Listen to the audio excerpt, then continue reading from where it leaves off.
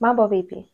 Karibu tena kwenye channel yetu 19HS. Naitwa Husna, nipo na mwenzangu Steve. Kabla sijaendelea, ningependa kukukumbusha kusubscribe, kulike na kushare video zetu ili ukapate kuziona kwa haraka na zikapate kufikia watu wengine.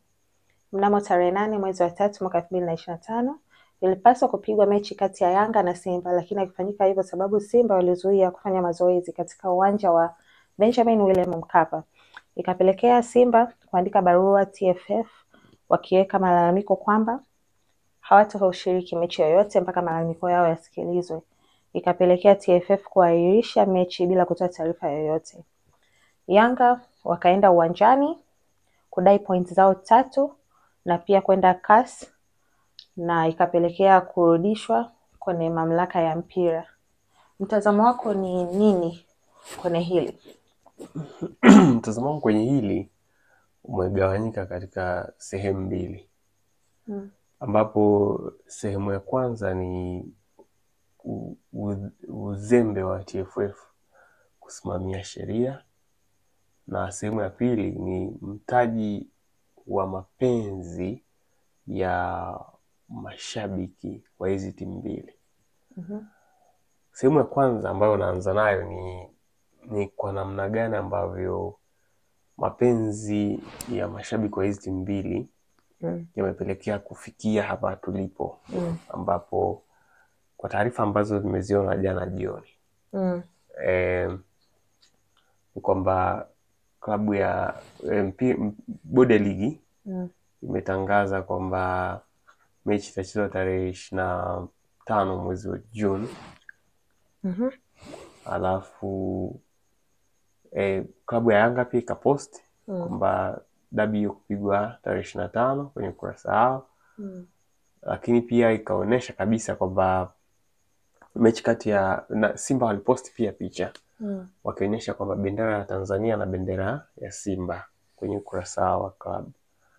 Wao hawaja confirm kwamba mechi watacheza au vipi mpaka muda huu ambao tunarekodi hichi kipindi.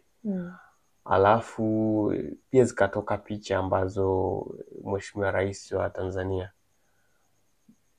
alionyesha picha akiwa na viongozi wa Yanga na viongozi wa Simba, kuonyesha kwamba ni kama wameenda kusikilizwa zile changamoto zao and then maamuzi yafikiwe na mchezo uchezwe. Sasa narudi mwanzo ambapo nimeelezea kwamba na mitazamo miwili. Mtazamo wa kwanza ni uzembe wa TFF kusimamia sheria, na sehemu ya pili ni mtaji wa mapenzi ya wanachama na wapenzi na washabiki wa Simba na Yanga kwenye hiki ambacho kinaendelea. Kwanza kwa Tanzania, mtu anapozaliwa tu automatic anazaliwa anakuwa ni mshabiki wa Simba na anaweza kawa mshabiki wa Yanga. Yaani kunakuwa na pande mbili. Hata hizi timu nyingine ambazo zipo ambazo labda Mtibwa, Kagera Sugar, Singida Black Stars, yani hata viongozi wake ni either alikuwa shabiki wa Simba au awe shabiki wa Yanga.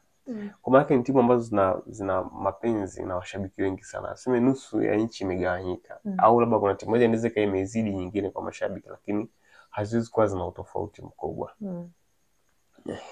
Kwa hiyo sasa, kwa kuwa viongozi wa Simba na Yanga wanafahamu udhaifu wa mashabiki wao ambao wanazipenda hizi timu, kwa kitu pekee ambacho wanataka kukisikia wao ni kile kitu ambacho kitawafurahisha wao kupitia hizi timu mbili.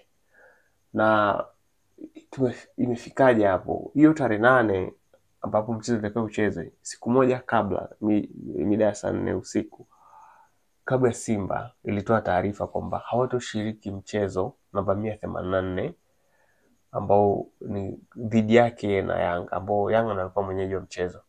Na sababu za wao kutokushiriki ni kwamba Simba wakati wanaelekea kwenye kufanya mazoezi ya mwisho ya mchezo ambao kikanuni inaruhusiwa, walizuiwa getini wasiingie na watu ambao walisadikika kuwa wana vinasaba na Yanga, wanaitwa mabouncer wa Yanga.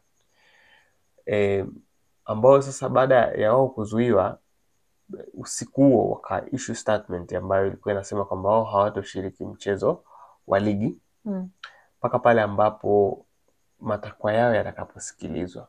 au malalamiko yao atapatiwa majibu ya kile wanachokilalamikia, hatoshiriki mchezo wote wa ligi. Baada ya kutoa hiyo statement, kesho yake sasa ambapo ndio siku ya mchezo,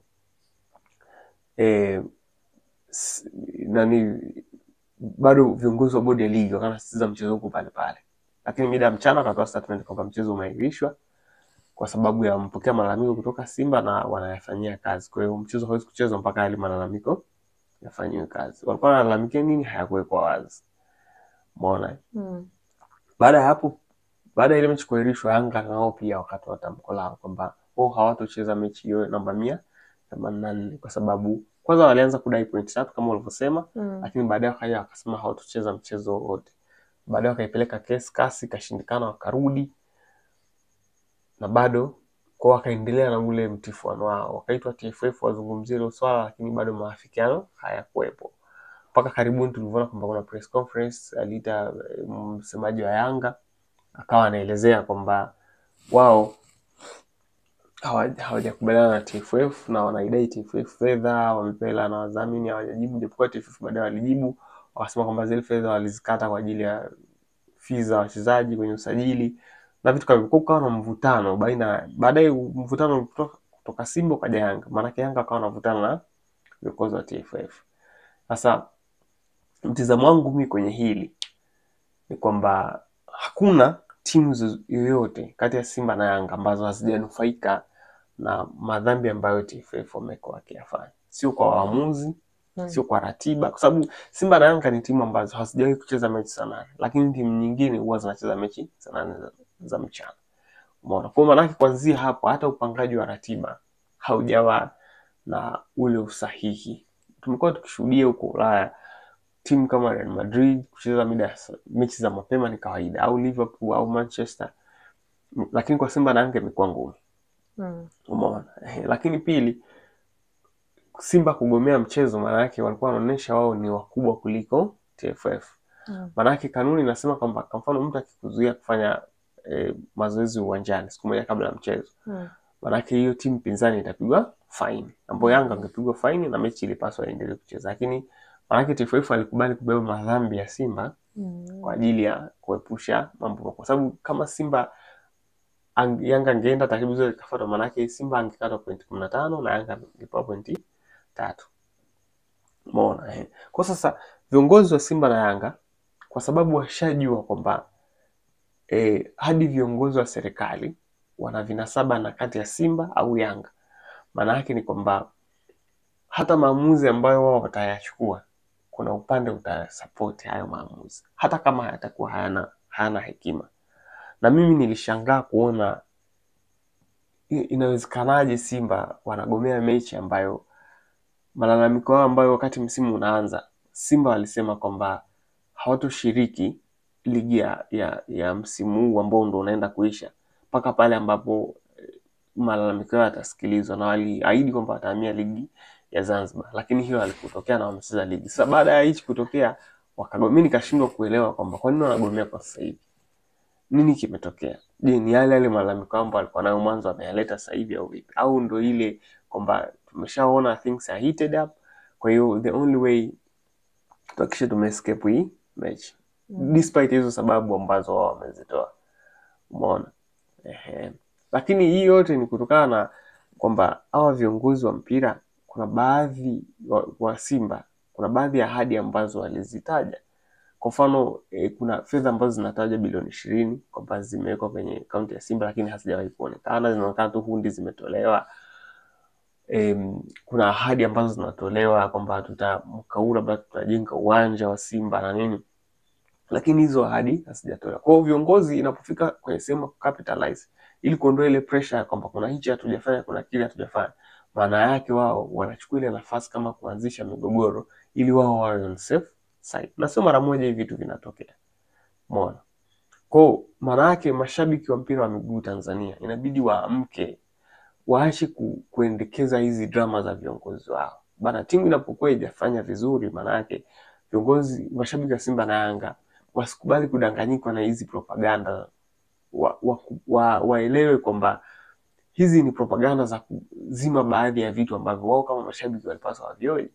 Kwa mfano kwenye klabu ya Yanga msimu wakati unaanza, viongozi wa Yanga waliahidi kwamba timu itacheza robo finali ya klabu bingwa, kitu ambacho hawakukifanya. Huu ni mwaka wa 3 kama sio wa 4. Viongozi wa Yanga wanaahidi watajenga uwanja na hawajajenga mpaka leo. Umeona? Kwa sasa watu wanaangalia ni sehemu gani ambayo sisi tunaweza tukajifichia. Okay. Kwa hiyo kikitokea sababu ya wao kujificha, utakuta wanajifichia kwenye vile vitu.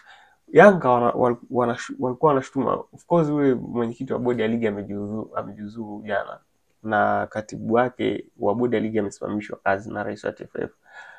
Yanga hao ambao wanalalamikia hawa watu wamekuwa mabingwa mara 3 wakati uongozi wa hiyo bodi ya ligi ukiwepo. Umeona? Kwa hiyo unakuja kugundua kwamba changamoto inaweza isiwe ni wale viongozi wa bodi. Changamoto inaweza kawa hawa viongozi wa Simba na Yanga wanatafuta sehemu ya kujifichia, kwamba msimu ukiisha, badala watu kufocus na kwamba tumekosa ubingwa, hatukucheza robo finali, hatukumchukua mchezaji ambaye walikuwa wanamsema, klabu haijafikia yale malengo yake iliyosema, maana yake unakuja kurealize kwamba wanatafuta kichaka cha wao kujificha. Kwa moja kwa moja unakuja kwenye swala la Simba na Yanga. Mashabiki wa Simba na Yanga inabidi waamke kwenye usingizi. Viongozi wanawachezea akili kwa kufanya baadhi ya drama ambazo zinaonyesha kabisa kwamba hii ni mchezo na wa kitoto tu ambao hauna manufaa kwenye mpira wetu. Hizi vurugu wanazofanya, unajua ligi ya Tanzania ndio ligi namba 4 kwa ubora Afrika. Umeona? Kama ni ligi namba 4 kwa ubora Afrika, maana yake ni kwamba haipaswi kuwa timu ambazo zinategemewa kwamba ziwe kioo zinaanzisha migogoro. Viongozi wake wanaanzisha migogoro kwamba hatutocheza kwa sababu ya hichi na hichi.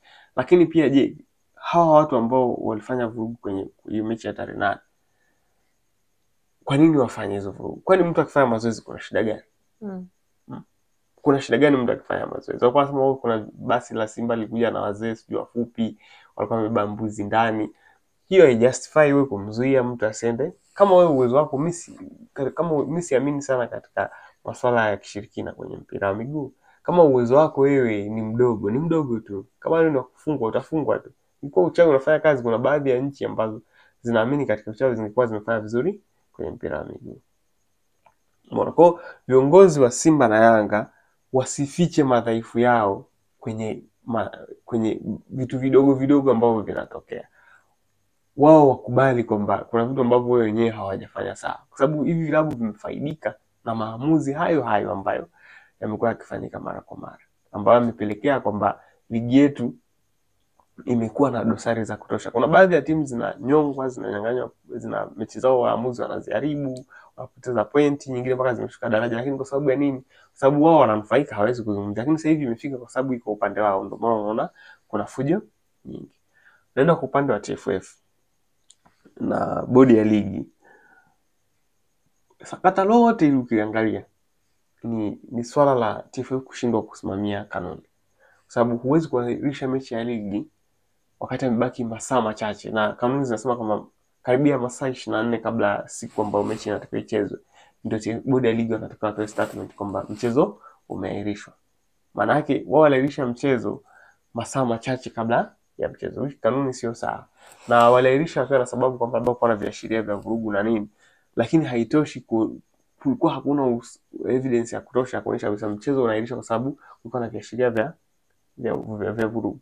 Maana yake TFF ni kama walibeba lawama ya Simba kwamba sababu wao kama wangeruhusu zile kanuni zote zifuatwe, maana yake adhabu ambayo ilikuwa inafuata ni Simba kupata point 15 na Yanga kupewa point 3. Umeona? Kwa hiyo yani TFF sasa wafike sehemu waachane na busara, waende kusimamia sheria ambazo hivi vilabu vyenyewe ndio vimeziweka. Kwa mfano sasa hivi mdhamini wa Yanga GSM amedhamini zaidi ya vilabu 6. Umeona? Ambacho sasa tunapimaje uweledi wa hivi vitu? Kwamba mimi nimekupa hela zangu nacheza na wewe. Maana unaweza kaamua wewe kwenye mechi ukaniachia kwamba mimi nishinde kwa sababu ya udhamini ambao unaonipa. Kama nataka ubingwa na unajua sasa nataka ubingwa na naona mpinzani wangu anafanya vizuri, naweza nikaongea na wewe unachia mechi. Kwa hiyo ifike mahali sasa TFF waamue kuweka sheria au vilabu viamue kuweka sheria ambazo TFF inabidi zisimamie, kwamba mdhamini mmoja kwa timu moja, sio mdhamini mmoja anakuwa anadhamini timu zote. Lakini pili, kwenye swala la marefa, kwamba lazima marefa wao wanalipwa fedha zao kwa wakati. Inawezekana hao marefa wanacheza chini ya kiwango kwa sababu probably wanakopwa kwa muda mrefu, kwa sababu kama klabu ya Yanga imelalamika kwamba fedha zao za ubingwa wa CRDB mwaka jana hawakulipwa, maana inawezekana hata hao marefa wanachezesha hizo mechi wakiwa hawajalipwa. Kwa hiyo inapelekea kuwa na maamuzi ambayo sio mazuri. Kwa hiyo waboreshe maslahi ya waamuzi, lakini pia wao wasimamie sheria, kusiwe na hiyo busara. Busara ndo zimefika hapa tulipo. Busara za kuahirisha mechi ndio zinabisha mechi zaidi ya miezi mitatu watu wanavutana. Mpaka ni aibu kwa rais wa nchi kwanza kuwaita viongozi wa Simba na Yanga kwa ajili ya kuwapatanisha. Umeona? Kwa hiyo yani mimi nashauri kwamba TFF waache swala la kutumia busara. Ifika swala la sheria, wasimamie sheria. Ukiangalia ya Italy miaka ya nyuma, klabu ambayo kama Inter, AC Milan, Juventus na nyingine ziliwahi kupata adhabu kwa sababu ya makosa ya kupanga matokeo. Umeona? Kwa hiyo kwangu mimi najaribu kwa shauri TFF wafuate sheria, waachane na kitu kinaitwa busara. Na watakapoanza kufuata sheria, kwanza zisaidia ligi yetu kuwa bora, tutafanya vizuri kimataifa, tutakuwa na waamuzi wazuri ambao watasaidia hata tunapoenda kimataifa. Wachezaji kama kuna makosa wanayofanya watayapunguza, kwa sababu makosa hayo wanayofanya kwenye ligi yetu ndani na hawaadhibiwi, wakienda kucheza kwenye mechi za kimataifa huwa wanaadhibiwa. Kwa hiyo mwisho wa siku inakuwa ni disadvantage kwa timu zetu. Unaweza ukafurahia kwa ndani hapa kwamba mimi nimechukua ubingwa mara 40, lakini imekusaidia wewe kupiga hatua kiasi gani?